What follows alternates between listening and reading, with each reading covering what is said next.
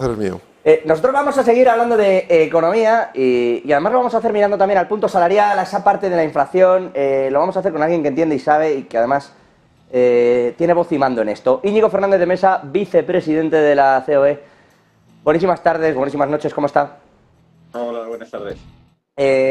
Bueno, por empezar por esta parte, hablábamos antes de un poco electoral, ¿no? De que parece que están los sectores, no sé si usted tiene esta sensación desde el punto de vista empresarial, ya dejando las decisiones para después del 23 de julio y a ver qué pasa. Quiero decir, ¿para qué vamos a negociar nada en esta última carrera y hagamos las cosas con más pausa? ¿Cree que están en eso todos los sectores?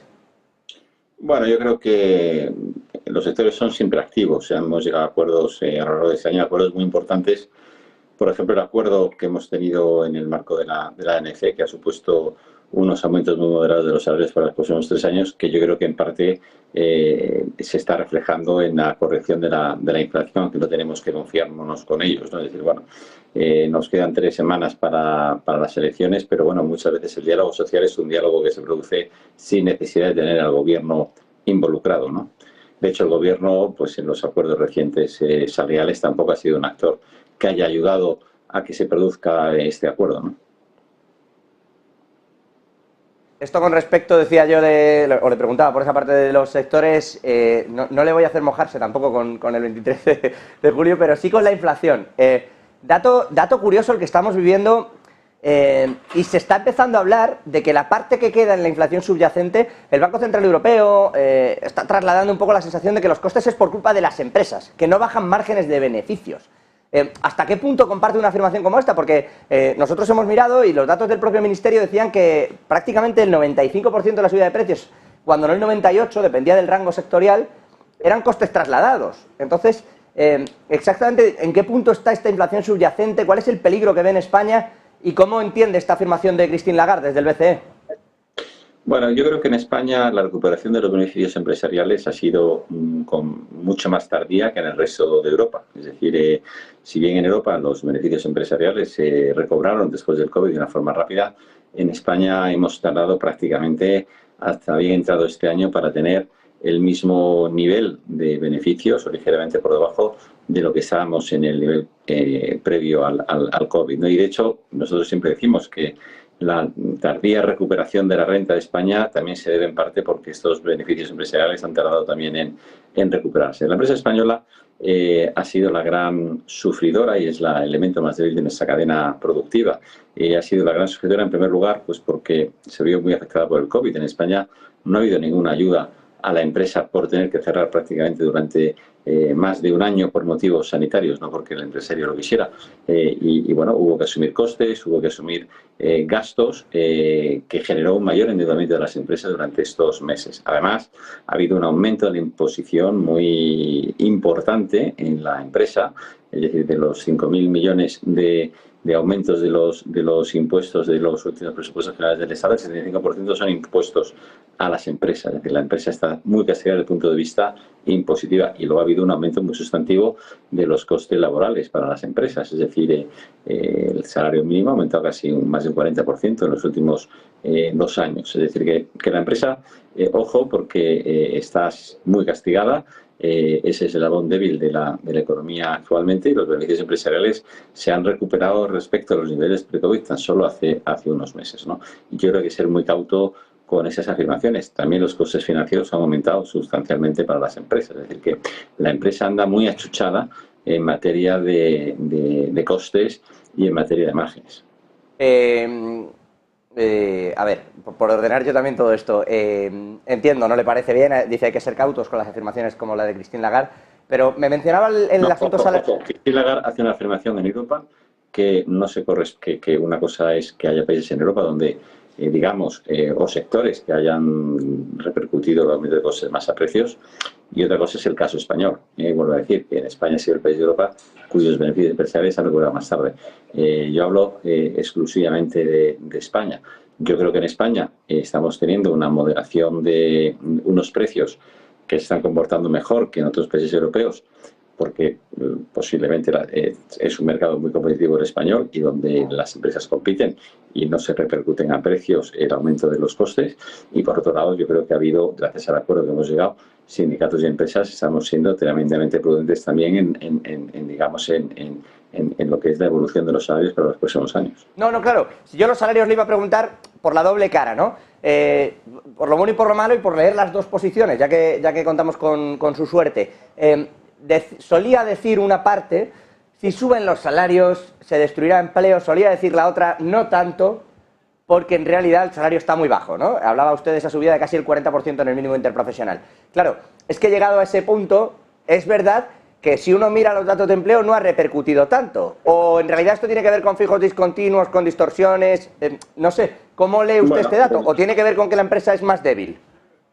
Vamos a ver, lo que ha ocurrido en materia de empleo, es cierto que tenemos unas cifras récords en materias de empleabilidad en España, hemos superado los 20 millones de empleados, pero curiosamente el mismo número de empleados, con más empleados que en el año 19, el número de horas trabajadas es menor. ¿Qué significa esto?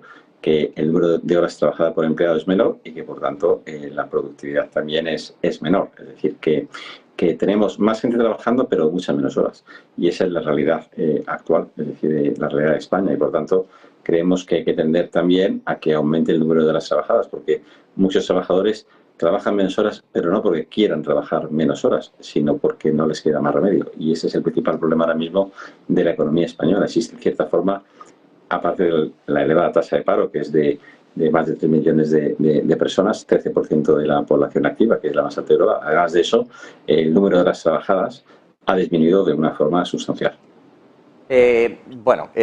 Y entonces, ¿cómo se entiende? Porque se promete, por algunas partes, nuevas subidas salariales y reducciones de jornada laboral. Yo no sé si con esto último está más de acuerdo o menos de acuerdo. ¿Cuál cree que es el impacto, la COE, de que eso se pueda producir? Bueno, vuelvo a insistir, si tenemos más personas trabajando menos horas de las de antes del COVID y queremos subir más los salarios y trabajar menos, pues esto es retar a la ley de la gravedad. Pues lógicamente pues el empleo se va a ver dañado, ¿no? Es decir, y sobre todo con una empresa, insisto, que no la tenemos en España para tirar cohetes.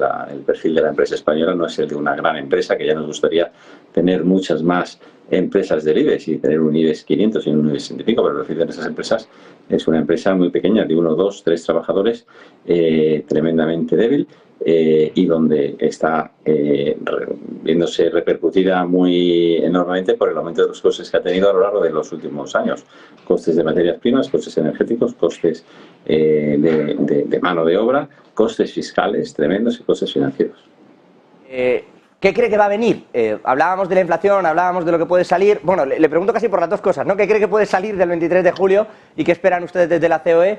Y luego le preguntaré también qué cree que va a venir en el apartado económico, ¿no? Hablábamos aquí hace un rato de si vienen o no vienen cisnes negros, porque tradicionalmente con los datos tan punteros que tenemos, lo que suele venir es un buen golpe. Le traslado las dos cuestiones.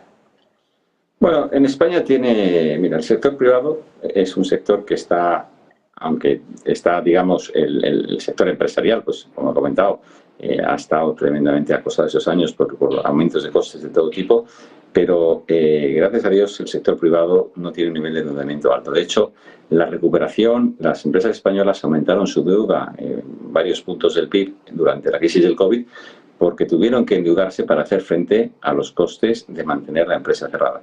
Y han utilizado en el año 22 esos beneficios que han ido recuperando para reducir la deuda que tuvieron durante el COVID. Y esto yo creo que es positivo porque tenemos el sector privado empresarial saneado. Desde el punto de vista de las familias, también es cierto que no tenemos el nivel de endeudamiento que tuvimos en la crisis del año 2008 por parte de las familias. Es decir, que el sector privado ha hecho sus deberes y tanto familias como empresas yo creo que han sido prudentes y tienen un nivel de deuda bajo. El principal problema que tenemos en España es que el sector público es el que ha aumentado de una forma desaforada su endeudamiento. Es decir, tenemos una deuda pública enorme, del 116% del PIB, pero lo que es peor todavía, tenemos un déficit estructural muy, muy alto, que está posiblemente por encima del 4%. Y este déficit público va a haber que corregirlo. Es decir, y en un contexto de aumento de tipos de interés, donde también va a morder más el pago del coste de la deuda y vamos a tener que hacer un ajuste desde el punto de vista del sector público, ¿Por qué? Bueno, pues porque es insostenible tener déficits estructurales del 4% con deudas del 116%. Y esto es el principal reto que tiene la economía española. Desde el punto de vista del sector privado, ¿qué es lo que está manteniendo dinámica la economía española? Pues la demanda externa. La demanda interna no está actuando bien, el consumo está cayendo, el nivel de ahorro está ya en los niveles mínimos en la tendencia histórica de España, es decir, que bueno, en cierta forma el consumo se está manteniendo o está cayendo menos de lo que podría caer porque el empleo se ha mantenido, pero el consumo está en territorio negativo y lo que está tirando de la economía española es el sector exterior. Es muy interesante ver que nuestras empresas, las exportaciones respecto al PIB han aumentado 10 puntos, del 30 al 40 en los últimos años. El sector turismo se está comportando muy bien y esto está haciendo que nuestra economía pues bueno, tenga crecimientos o mantenga algo de crecimiento en el año 23. En la medida en que, digamos, el aumento de tipos y la desaceleración afecte a los países de nuestro entorno, pues lógicamente nos va a afectar también a nosotros vía nuestras exportaciones. Ese es el gran riesgo que tenemos. Es decir, tenemos dos grandes riesgos. Primero, que los países de nuestro entorno sigan comportándose bien y, en segundo lugar, el riesgo que tenemos es que hay que hacer un ajuste desde el punto de vista del sector público y que este ajuste sea un ajuste ordenado y que se haga fundamentalmente a través de reducción del gasto, que es lo que ha generado este aumento del déficit público. Le dejo marchar, Íñigo, de verdad. ¿Cree que va a haber una recesión pronto? ¿Y cuál cree que es el papel que están jugando los bancos centrales? ¿Cree que lo están haciendo bien?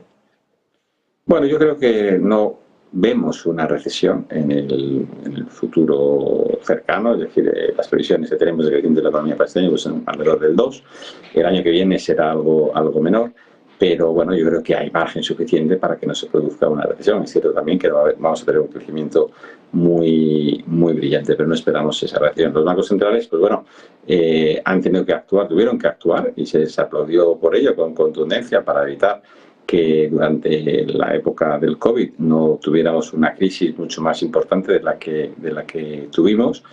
Y lo cierto es que los bancos centrales, con una inflación que estaba en 2 dígitos en muchos países europeos, han tenido que actuar con contundencia.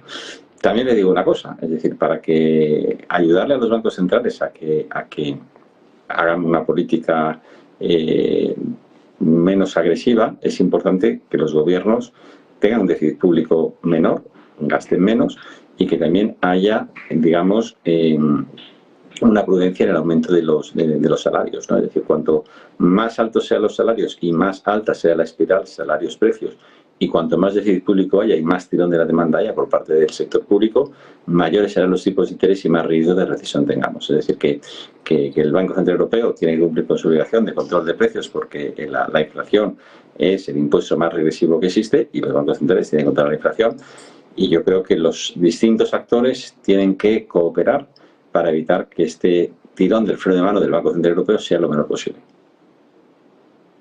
Bueno, pues con toda esa reflexión nos vamos a quedar. Vamos a ver si no se provoca, Íñigo, si efectivamente este manejo, porque dice, no vemos una recesión. Bueno, con los datos en la mano, a mediados de 2008 tampoco se veía. En España no vemos una recesión. El año 2008 era una situación 8, 9, 10 muy distinta, donde teníamos, fue una situación completamente distinta. Teníamos un sector privado tremendamente endeudado, teníamos una crisis bancaria, que todas las crisis bancarias acaban en recesión, teníamos una burbuja del sector inmobiliario, teníamos unas comunidades autónomas que estaban en situación de quiebra, que no podían financiarse. Teníamos también, como decía, el sector bancario, el mundo de las autopistas también. Recuerden que estaba en una situación financiera muy delicada, burbuja inmobiliaria, es decir, teníamos familias muy endeudadas, teníamos una situación de déficit público muy alto, teníamos una situación completamente distinta que, gracias a Dios, no es la actual. Bueno, pues vamos a ver si así se sostiene, que no queremos nosotros. Parece que a veces los medios, nos decía Christine Lagarde, que parece que guste destruir bancos o crear recesiones. No. Lo que pasa es que sí es verdad que nos gusta llamar la atención sobre determinadas cosas y al final que todo va bien es muy bueno, pero no es tanta noticia. Íñigo Fernández de Mesa, vicepresidente de la COE, le agradecemos, como siempre, la presencia y las palabras aquí en Negocios Televisión. Un gusto. Buenas noches. Buenas noches. Nosotros vamos a hacer un freno de 2 minutitos.